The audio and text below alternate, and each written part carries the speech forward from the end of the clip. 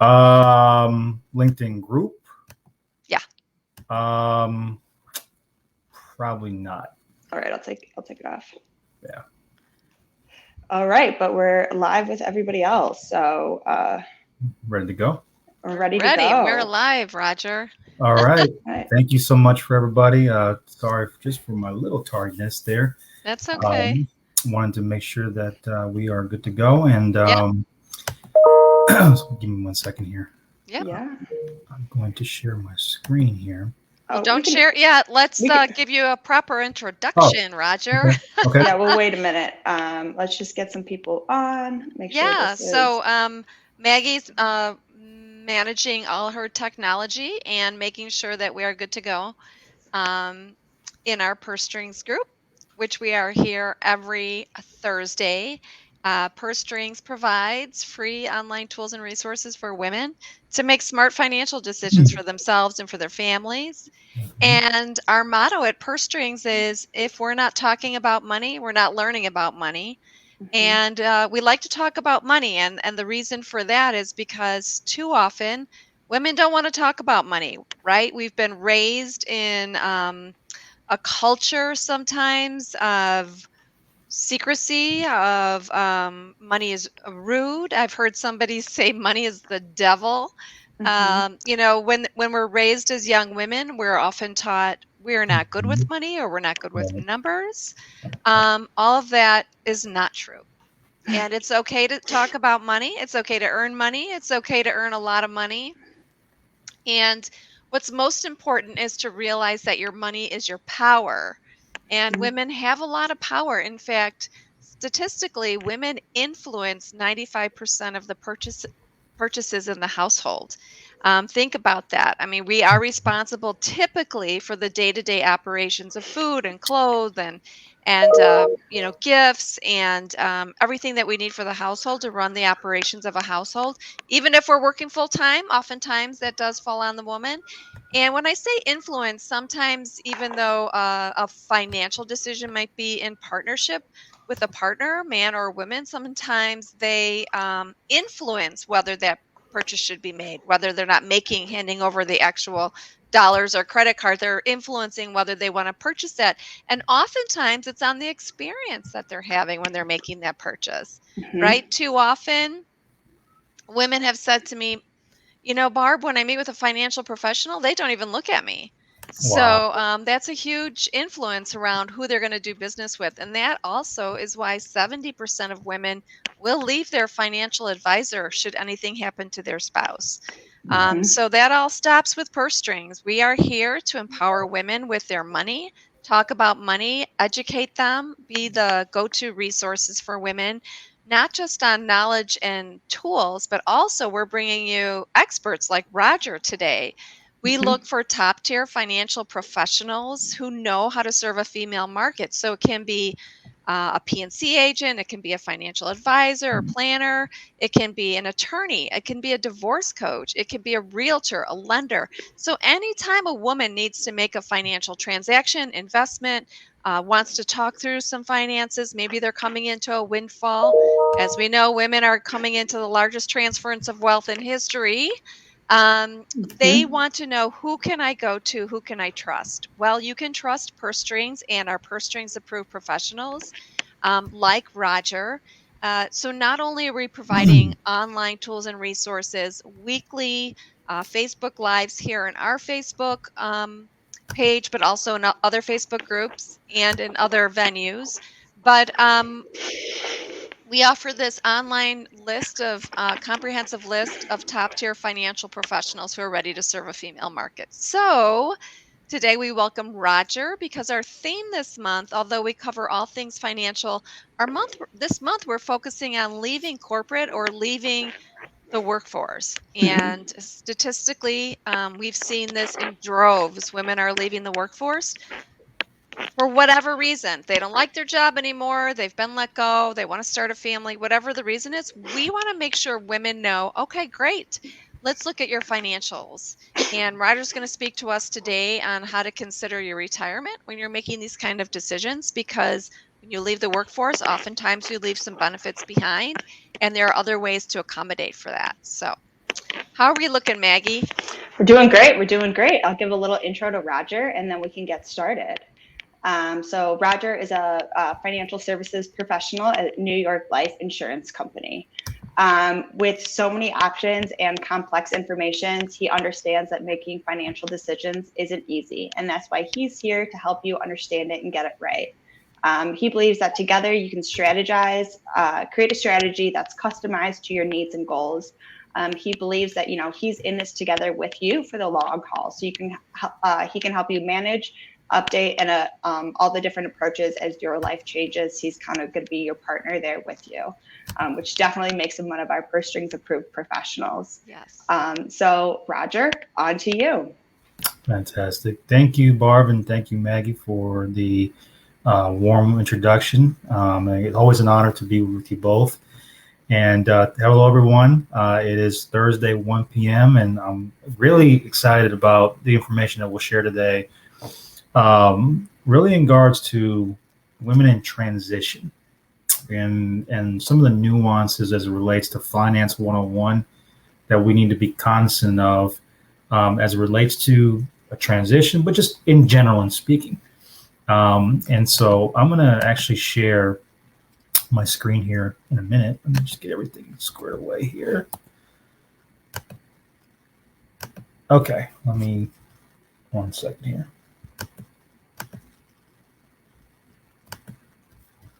Bear with me here. Sorry about that. Okay, so here we go.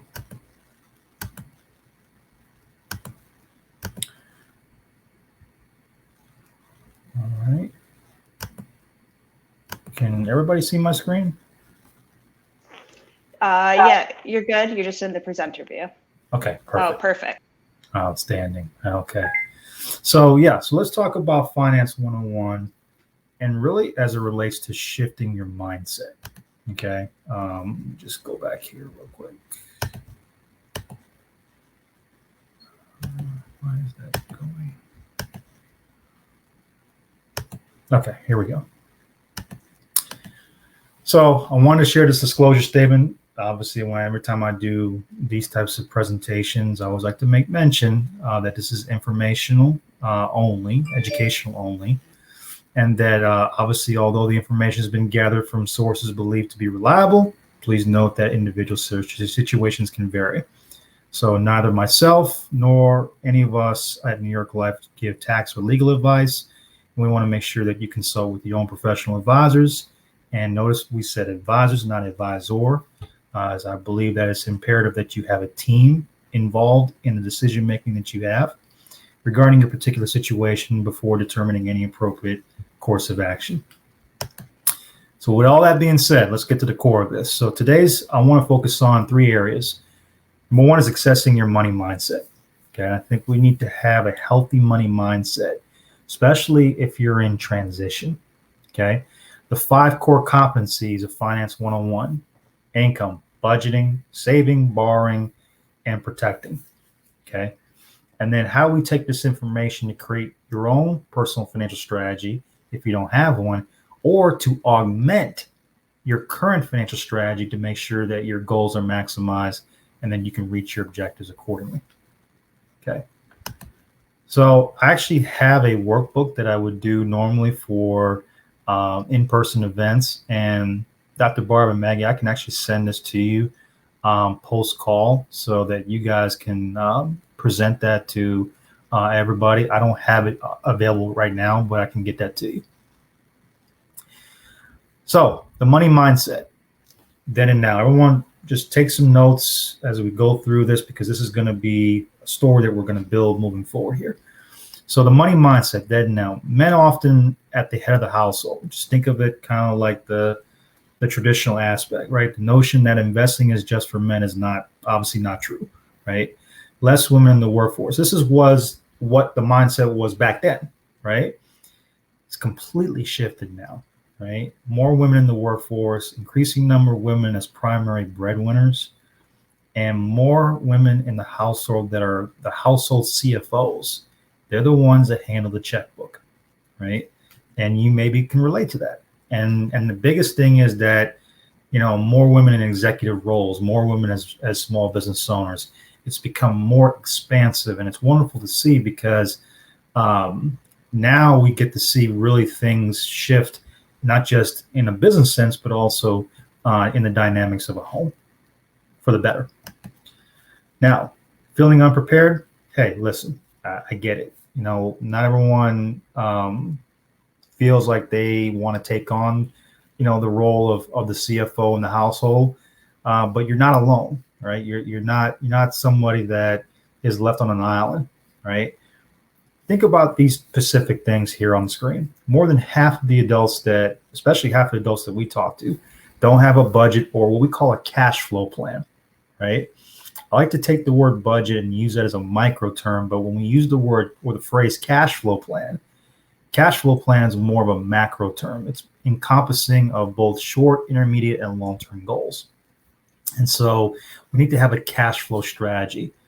But the staggering stat is that more than half of adults, especially the ones we talk to, don't have a budget. Okay. Nearly 24% of adults do not pay all their bills on time. That's scary, right? It can be very scary. Now, that could be for a variety of reasons. Lost a job, got sick, don't have an income coming in. It's a variety of reasons, but still staggering and still very, very problematic. Nearly 1 in 4 adults do not save any portion of their household's annual income for retirement. Again, very problematic. 1 in 4 is a big statistic.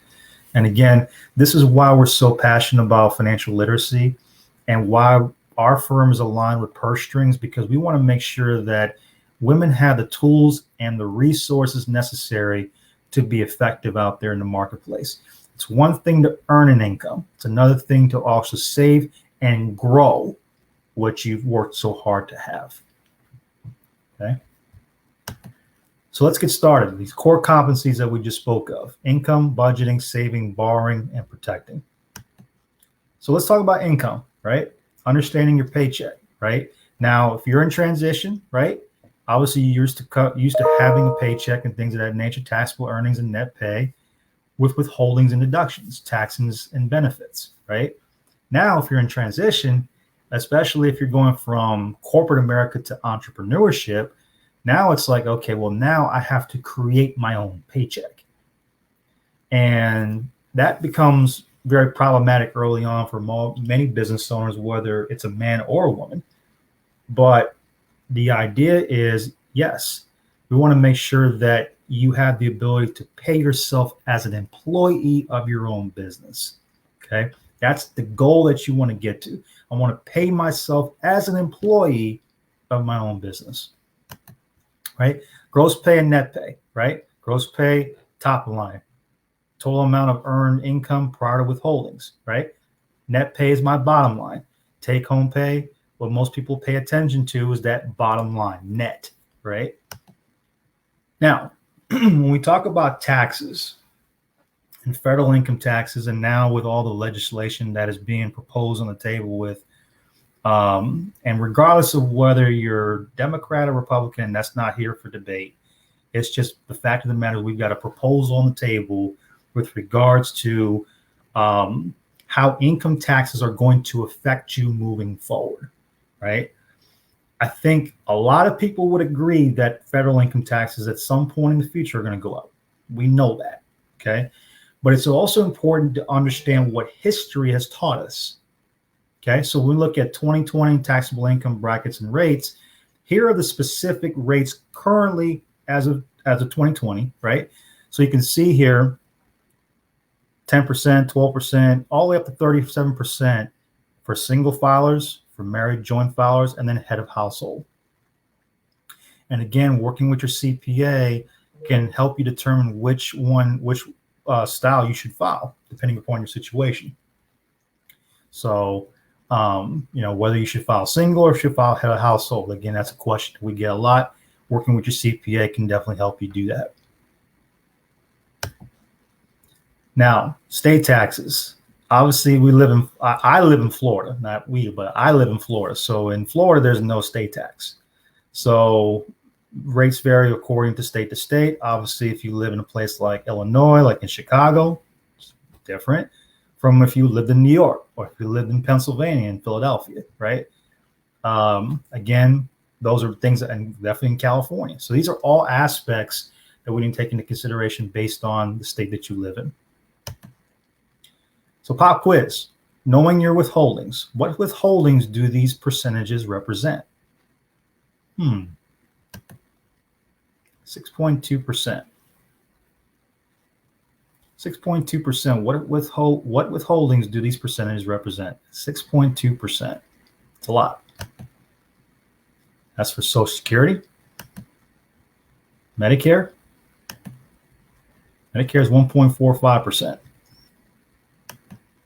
Right? So if we go back here, I mean, you're talking, about 8% overall, right? Social Security and Medicare in terms of withholdings. And you can go on SSA.gov and actually get this information on SSA.gov, some wealth of information on there as it relates to Social Security and Medicare and things of that nature and how this affects you moving forward. So withholdings, benefits. You have your insurance, which is your medical, dental, and life. Now, if you're in transition, one of the things you got to be cognizant of is, okay, well, how do these benefits now translate post my corporate career, right? My medical, right?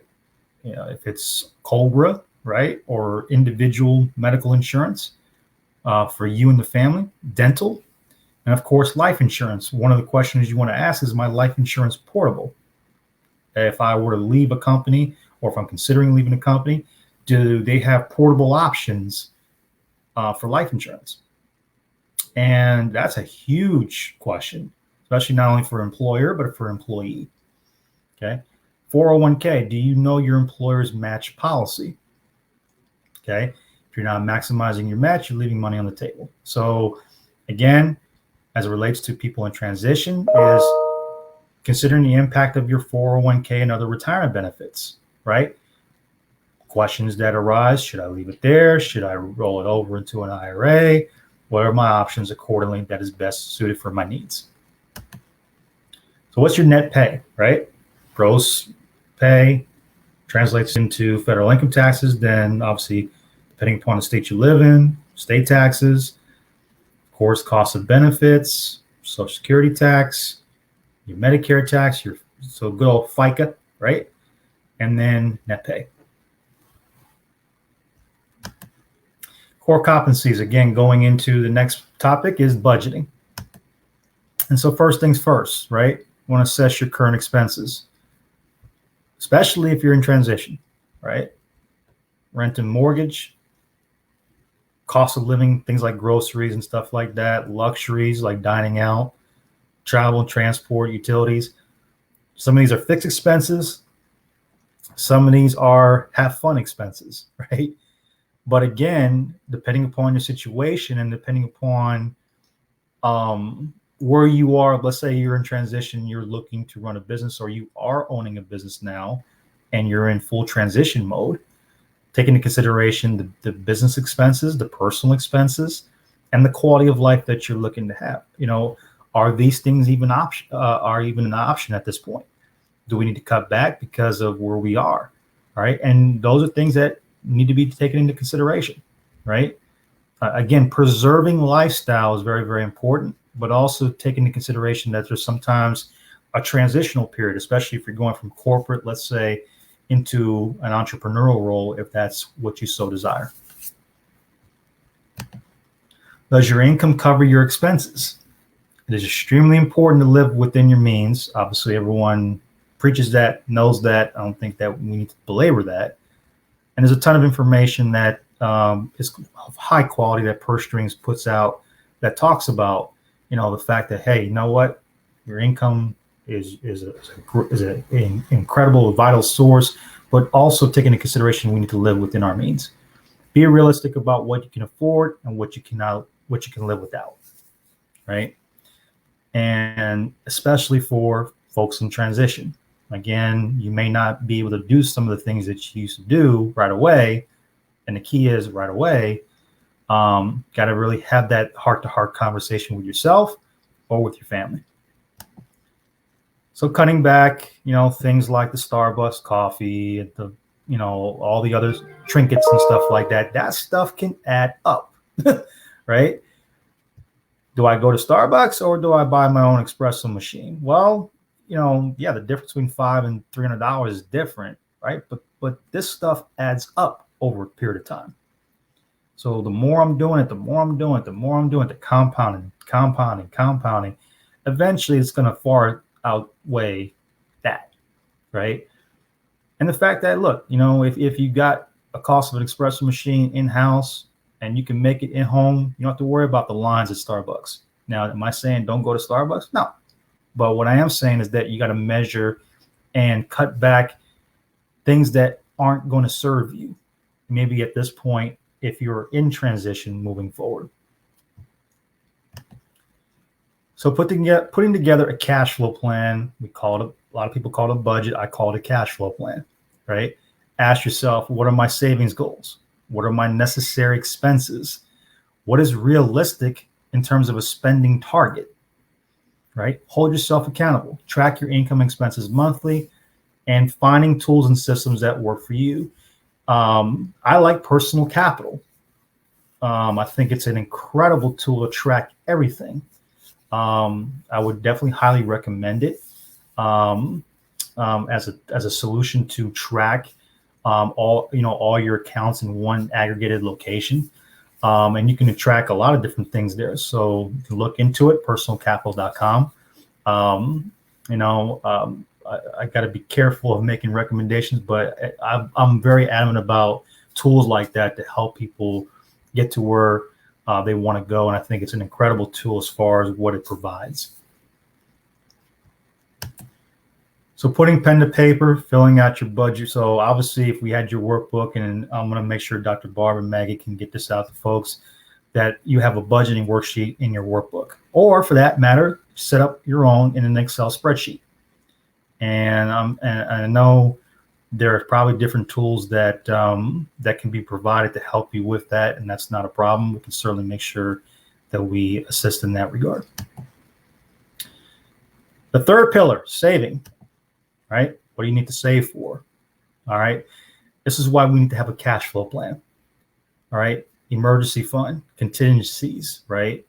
Emergency is kind of a funny word. It's a negative term in my opinion. I like the word contingency because emergency is reactive. Contingency is, in a sense, proactive in a little bit of a sense, but it's a better word. It's not. Emergency is like red alarm fire, right? And we don't ever want to think like that because, again, I think energy is very, very important. But that's what we're used to, and that's what most people call it. So we'll call it an emergency fund for the purpose of these slides. Large purchases, house and car, and then future family planning, right? College planning, children, things of that nature, right? All right, awesome. So start early. All right. So one of the biggest things is the benefit, especially for the younger folks that are on the line, want to make sure that you understand the most important aspect is your ability to start saving early on, and the power of compounding as it relates to your money at an early age, okay, versus starting later, right? So you can see here, if you started today, here's the difference in account value at age 60 versus contributions. You can see, even if you waited 5 years, it's a huge difference. It's a massive difference in terms of the difference in account value. I mean, look at if you waited 10 years, it's less than half. So it's a very, very extraordinary thing to look at. And it's scary because, just even waiting, like I said, even 2 years can have a significant impact, right? So now's the time to start saving. Now's the time to have a strategy, okay? Borrowing, okay?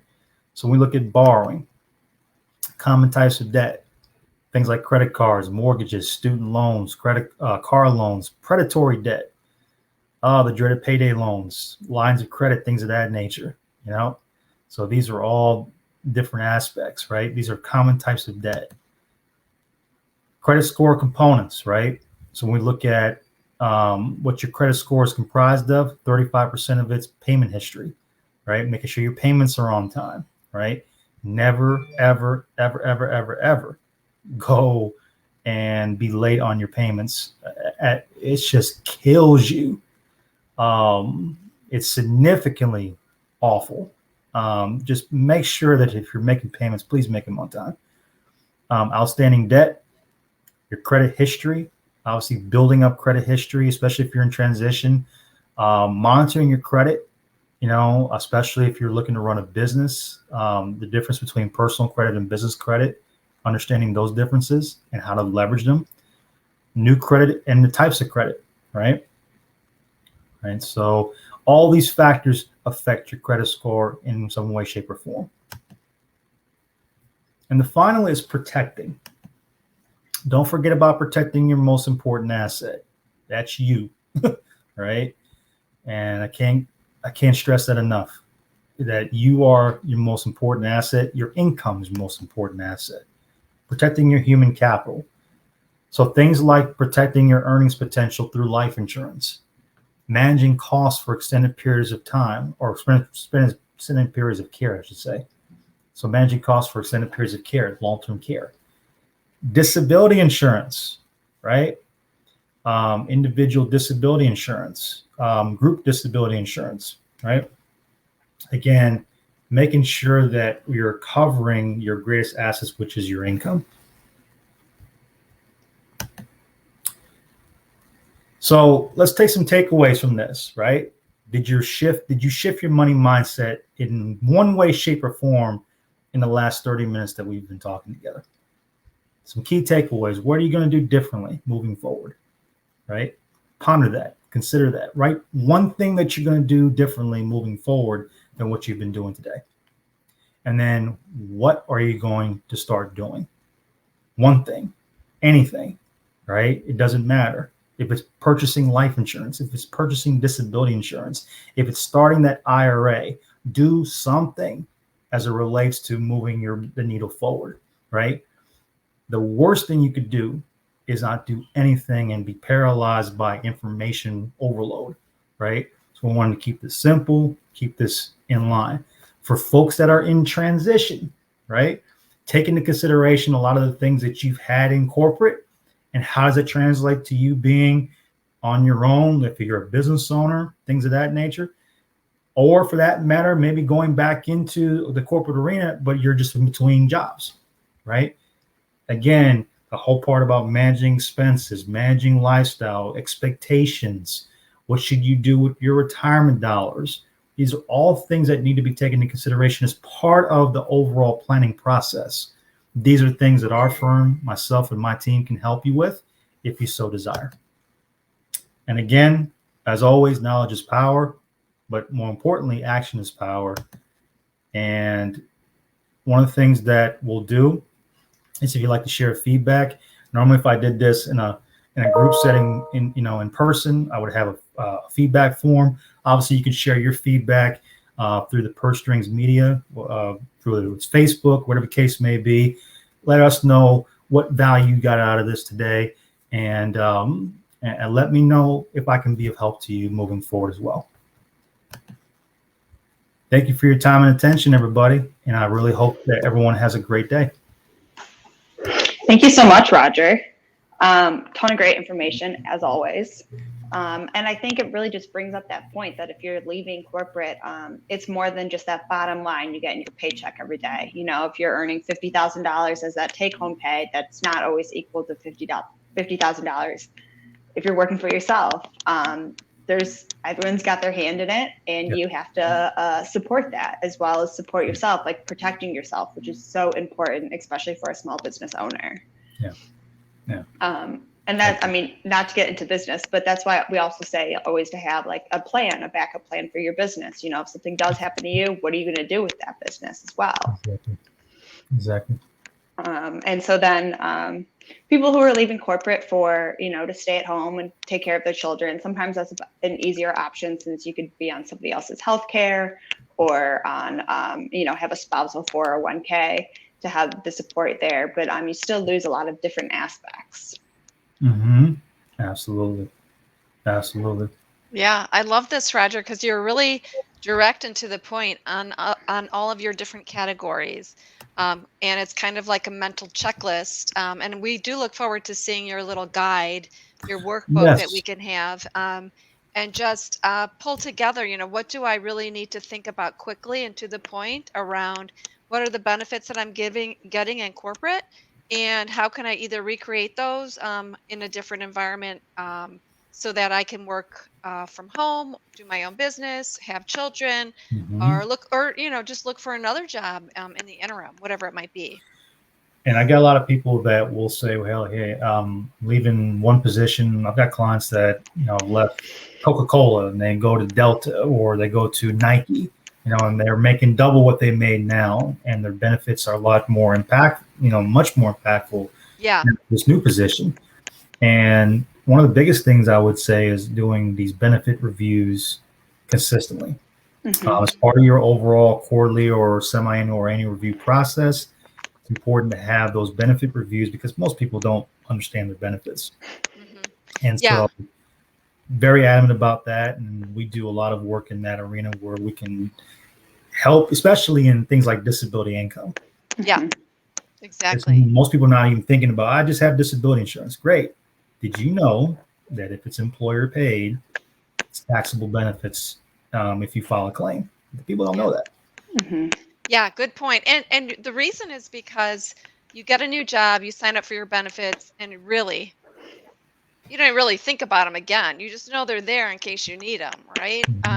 So the benefits have, there's so much that you can get, and there's so much that you really need to learn about your benefits and how they help support you. And it was interesting how you talked about the life insurance and is it portable? I've never seen it portable, but we always tell people that's why you should have life insurance outside of the life insurance that you get on your job, because you could walk away from that and not have life insurance and then have to qualify at a later age. So not to bring this up as a sales idea, but when we talk to businesses, we actually have a program called Employee Whole Life, which is a portable benefit for companies that want to leverage their life insurance offering, and it can cover families and things of that nature. But if the employee leaves, it's portable. And it's 100% voluntary, so it's not a direct hit to the employer's bottom line. Yeah, that's awesome. excellent. Yeah, excellent benefit. But all of these things are good to know because people are on the move. People don't stay with their employers 30 years like they did in the past. They do want to make a job switch. I think the average time is 7 to 10 different jobs in your lifetime or more. So all good information, and we appreciate you sharing this today. Thank you so much for inviting me. Really appreciate it. Of course. So one more time, this is Roger Silvera. You can reach him at rsilvera@newyorklife.com. At ft.newyorklife.com. At ft.newyorklife.com. There we go, right there in the bottom. He's also one of our Purse Strings approved professionals, so you can check him out on our site, pursestrings.co. And we'll be back here next week with another topic about leaving corporate. So if anyone's rewatching this, have any questions, just pop them in the comments and we'll make sure all those get taken care of. So thank you again, Roger, and we'll talk to everyone soon. Bye. Thank you, everybody. Bye. Thank you, Roger.